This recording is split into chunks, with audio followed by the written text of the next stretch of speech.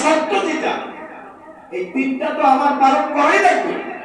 এর আগে আমার আরেকটু দায়িত্ব পালন করা লাগবে, সেটা হলো আমার থেকে ওই বান্দার যে হক নষ্ট হয়েছে, আমি তার জমি দখল করছিলাম, আমি তার থেকে চুরি করে আমি কিছু অর্থ সংগ্রহ করছিলাম, আমি তার ঘরে ডাকাতি করছিলাম, আমি তার থেকে অনেক কিছু আমি জোর করে নিয়েছিলাম, ডাকাতি করছিলাম, চাঁদাবাজি করছিলাম, জুলুম করছিলাম, যা আমার থেকে বান্দার থেকে হক নষ্ট হয়েছে, আমার থেকে তার দায়িত্ব পালন হয় নাই, আমি তার থেকে আমার হাতের খেয়ানত করছি, এই জন্য সেই হকটা আদায় করে দেওয়া এবং তার কাছ থেকে মাপ চাওয়া।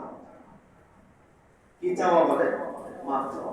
বাবা, আমি তোমার থেকে এই কাজটা করছিলাম, অন্যায় করছিলাম, মাফ করে দাও, এটা নিলাম, দাও। আমি তোমার থেকে 2000 টাকা আমি অন্যায়ভাবে গ্রহণ করছিলাম, এই যে তোমার পাওনা তুমি নিয়ে যাও, আমাকে মাফ করে দাও। এইভাবে বান্দার থেকে আমাকে কি করতে হবে? মাফ নিতে হবে, ক্ষমা নিতে হবে। এরপরে বাকি তিনটা শর্ত যেটা, সেটা আল্লাহর কাছে। আমি যেই গুনাহ করছি এটার জন্য আমি অনুতপ্ত, এই গুনাহের জন্য লজ্জিত, আর কোনোদিন করব না, এখনই ছেড়ে দিলাম। এই শর্ত যদি পাওয়া যায় তাহলে কি হবে? আমার তওবা হবে।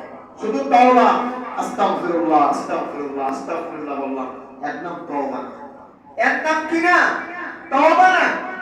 যেমন তওবা এই তিনটা জিনিসের সমন্বয়, যে তিনটা জিনিস শর্ত পাওয়া যাবে, তখন তওবা করলে সেই তওবা আল্লাহর কাছে কবুল হবে। এটার নাম হলো তওবা।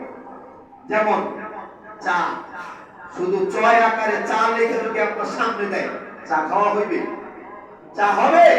হবে না। এটা শুধু লেখায় চা, চয় আকা চা।